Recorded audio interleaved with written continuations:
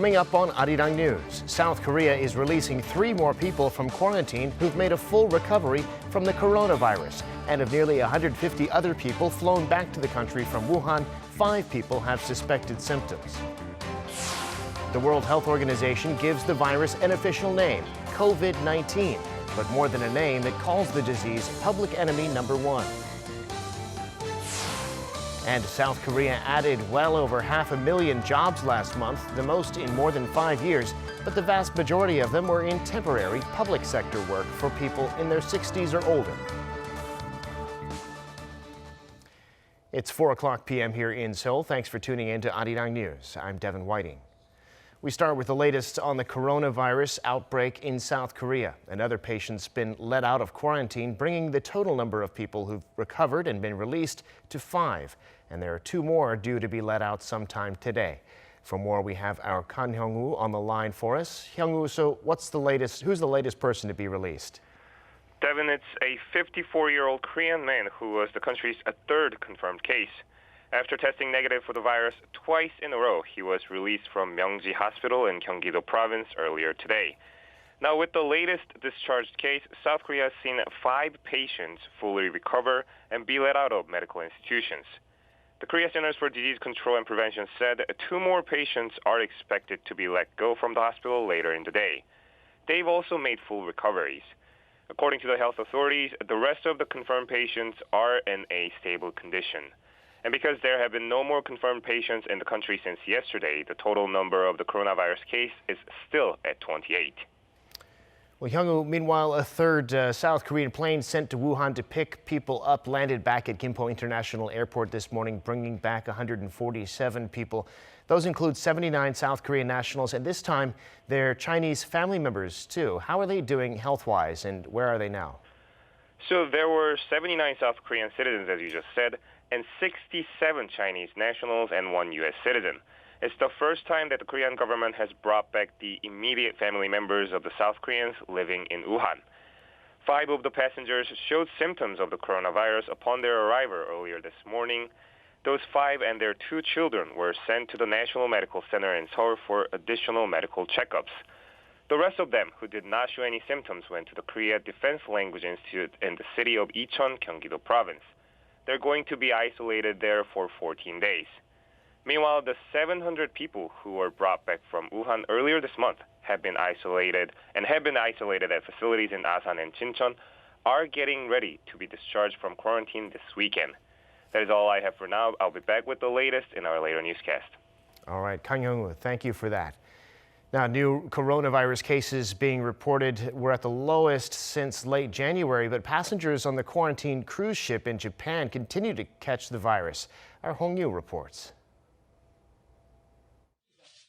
The number of new cases of coronavirus reported by China has fallen for 2 straight days, with 2,015 cases reported on Tuesday. China's National Health Commission said on Wednesday that at least 97 more people died on Tuesday, and now the country has recorded 1,113 deaths and more than 44,000 infected patients in total. China's leading epidemiologist Zhong Nanshan said Tuesday that the virus outbreak could hit its peak this month in China, but it could be over by April. However, other experts around the world question the way China is keeping record of the number of patients, as they are not counting those not showing symptoms. The transmissibility is a big concern for whether containment is feasible. So far, our strategies seem to be working here in the U.S., but it may be that with additional cases, particularly if they don't involve symptoms or very mild symptoms, that it'll be very difficult to block the spread. In Japan, another 39 passengers on a quarantine cruise ship have tested positive for the coronavirus, bringing the total number of infected people on the ship to 174. Among the newly confirmed is a quarantined officer who had been checking the health of passengers and crew since the ship first docked at Yokohama. Japanese media have reported that he was not wearing a full protective suit. As more passengers are found to have the virus, those quarantined on the ship are criticizing the quarantine system. We take our temperatures a few times a day, and we're still under the number that we'd have to report.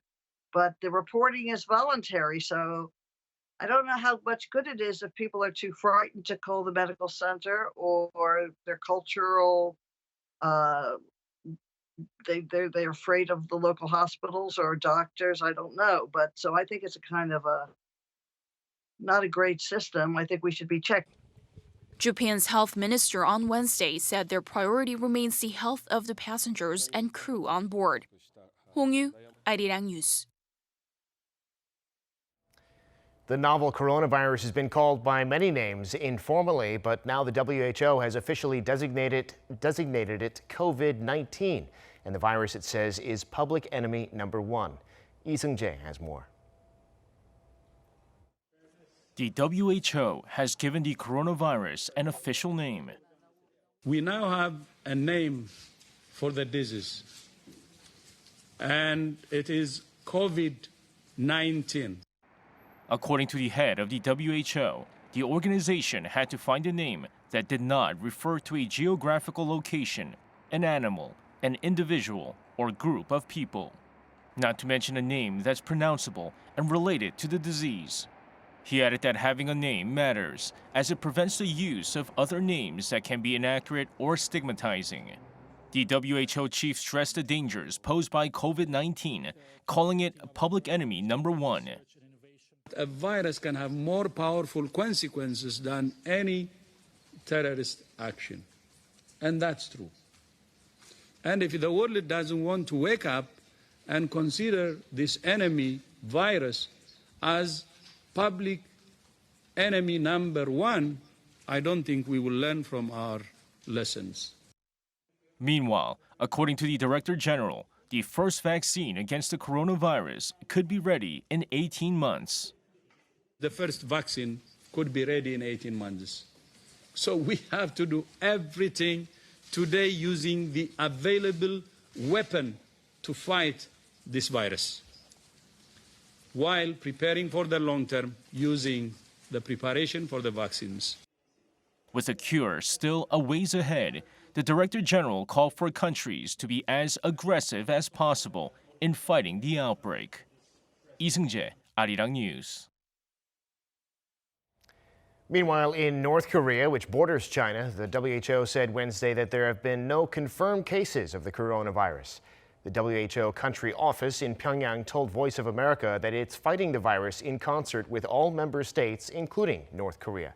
At the request of the North's Public Health Ministry, the WHO is providing experimental reagents, masks, and goggles for medical personnel. It's also helping the ministry monitor for early symptoms and is sharing what it knows about treating and isolating infected patients.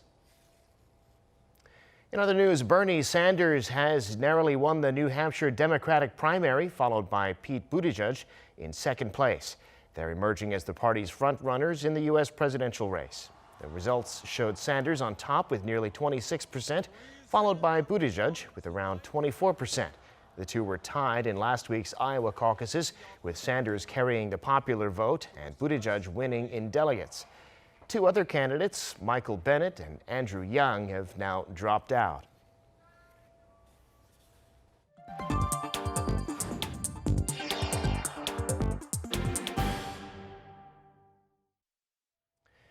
South Korean President Moon Jae-in visited one of Seoul's most famous landmarks today, Namdaemun Market, to encourage the merchants there and reassure the public amid concerns over the coronavirus outbreak. He also held a luncheon meeting with small business owners to hear about their difficulties amid a slump in visitors, and he promised support for them. 정부가 이 전통시장 그리고 또 소상공인, 자영업자, 또 관광업체 이런 분들 어려움을 뭐 금융 지원이라든지 재정 지원이라든지 마케팅 지원들을 통해서 좀 극복할 수 있도록 최대한 지원을 할 계획이고요. Moon also took the opportunity at the market to buy local food products. The president's recently been filling his schedule with economy-related agenda, reflecting the government's determination to minimize the economic fallout. Moon has urged the people not to take on excessive concern, saying that they can carry on with their daily lives, especially economic activities, as the government's putting in all efforts to tackle the outbreak. Last month, Korea saw the most jobs added in over 5 years. This was primarily led by temporary public sector jobs that went mostly to senior citizens. Our Kim Jae-hee has the details. South Korea's job market continued its strong recent performance in January. According to Statistics Korea on Wednesday, the number of employed people in South Korea in January reached 26.8 million, up 568,000 on year. This is the biggest on-year rise since 5 years and 5 months ago in August 2014, when 670,000 new jobs were added. It's also the second straight month that the figures have surpassed the 500,000 mark. Most of that rise, some 507,000 jobs, came from the over 60 age group.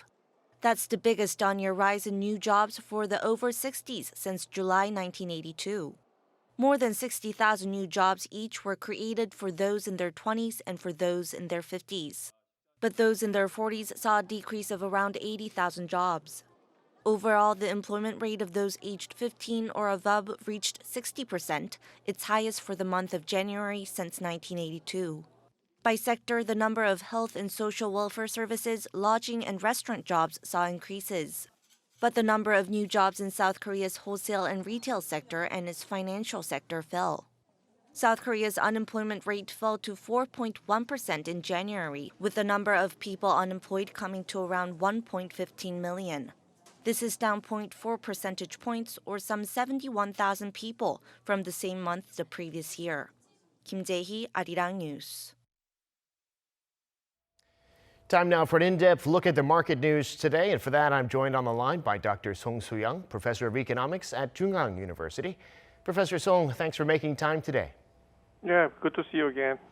So we heard Fed Chairman Jerome Powell saying the coronavirus outbreak economically will hit not only China but America too. What does he mean by that, and did his comments affect the financial markets at all? Oh, actually, the outbreak of coronavirus could hit China, mainly China, because the death toll is more than 4,000 right now in 1,000 right now in China, but very minimal numbers around the world. So the effect is limited, contained within the China. But however, because China's market share or trading share around the world economy has been tripled since 2002, when at the time of the SARS outbreak. Therefore, it could have a significant impact on the world economy. Particularly, China is working as a supply chain of the parts and some other services they are provided and produced within China and exported to the globally other countries. To that regard, it could have some impact, but the prospect is very cautiously diagnosed as the currently Jerome Powell's remarks indicate that the impact could be limited, but she has to watch out what would be the development and its impact of upcoming years. Yeah, there's already talk of the virus bringing down China's economic growth below 6%. But some say this could be a key moment for the spread or the containment of the coronavirus. What's China doing to mitigate the economic impact of it, and how should Korea be responding? Oh yeah, basically China is going to contain, and then the speed of the spread of the coronavirus will be definitely declined. And then Chinese government should spend the fiscal stimulus to revive the economy. And then the impact would be particularly very big for the Hong Kong. And for Korea, maybe the percentage of GDP growth rate is reduced by 0.2 percentage points or for the upcoming year. So to that regard, that would be bad news. But overall, the economy, particularly the Australia, would be most severely affected by the some dampening growth rate of the Chinese economy, because Australia has exported the raw materials to China very much. So that is a really severe impact. But so overall, the impact would be almost our guess currently, because it depends upon the development of coronavirus. But relatively, the mortality percentage rate is very small, less than 4%, because out of the total number of the patients, the mortality is very small, quite small. Therefore, the mortality percentage rate is even smaller than general flu. So we don't have to be too much scared of the virus and then fall into panic and stopping consumption. That is not a good idea and not good for the economy. That sounds like what President Moon was saying today as well. And back here in Korea, in other front, we see jobs numbers up. We have more than 500,000 jobs added in January. Most of these were for people in their 60s or older. So can we call this an improvement? What do you make of these numbers? Yeah, actually, that is, even though that is temporary job increase but that is at least a good news in terms of the demand and consumption. And but among the 40 years old age people has been the job employment rate among the 40 years old people has been reduced, but that reflects the current transitional aspect of the economy, because we are on the verge of transitioning from the manufacturing-based economy into gig economy. Therefore, that kind of change cannot be avoidable. Then also in the gig economy, naturally the temporary job and then efficient usage of time is necessary. So to that regard, the critique about the permanent job is not increased, is not warranted, because economy paradigm has been transformed from the old one into new one. So to that regard, I think this would be a good indicator. But however, that will be a little bit impact. We cannot avoid the impact because of the outbreak of coronavirus and some reduced speed growth rate.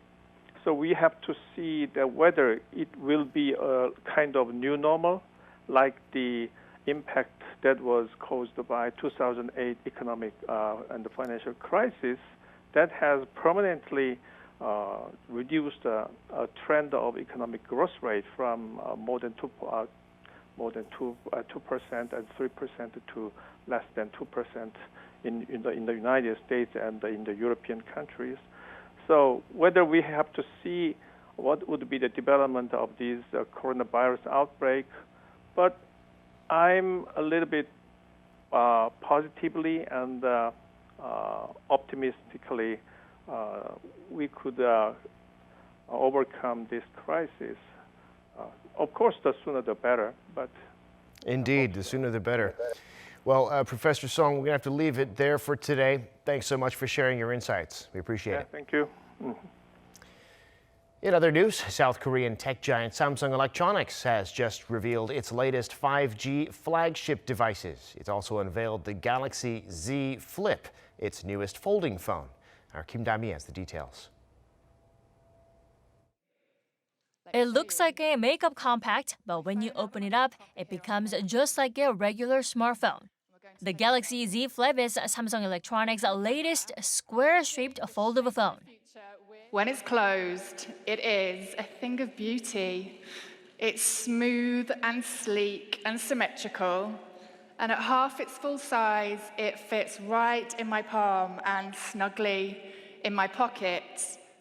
The foldable glass Galaxy Z Flip is also the first foldable device featuring the Infinity Flex display with Samsung's proprietary bendable ultra-thin glass.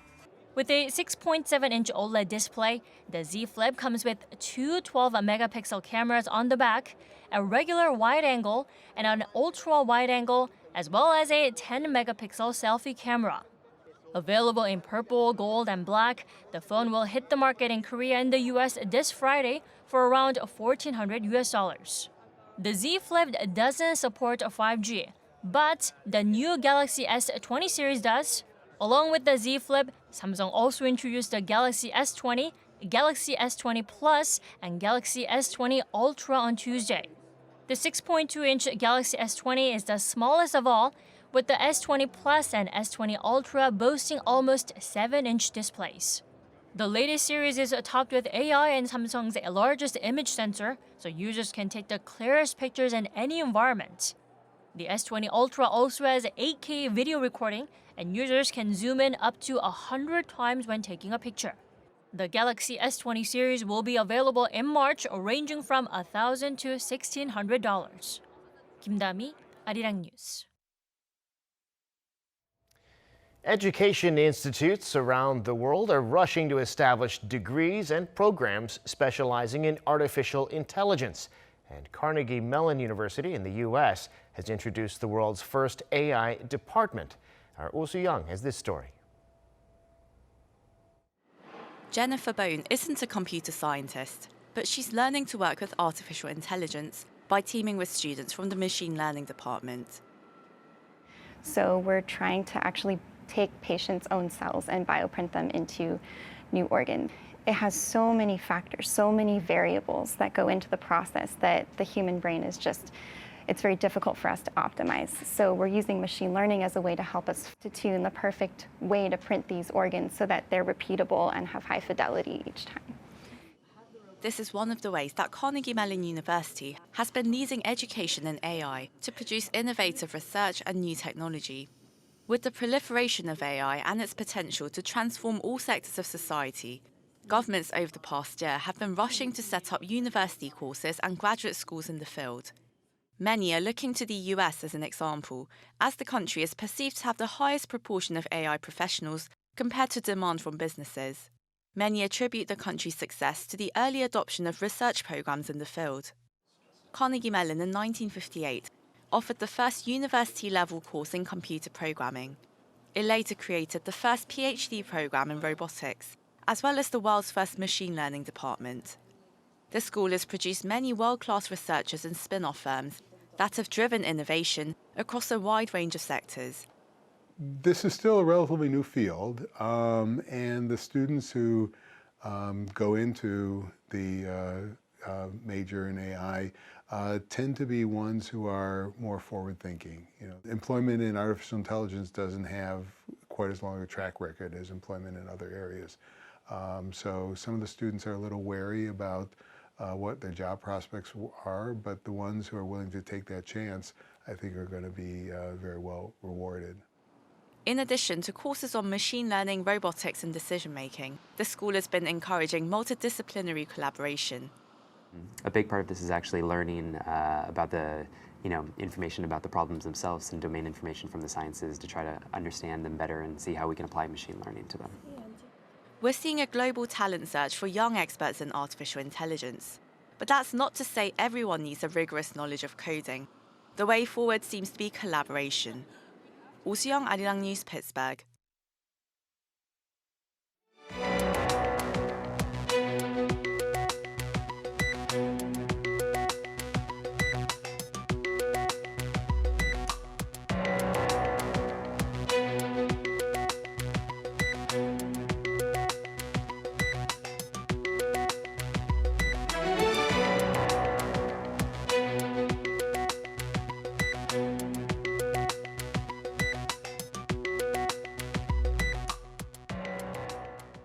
And that brings us to the end of this newscast. Thank you for watching. More live news coming your way at 7 p.m. Korea time.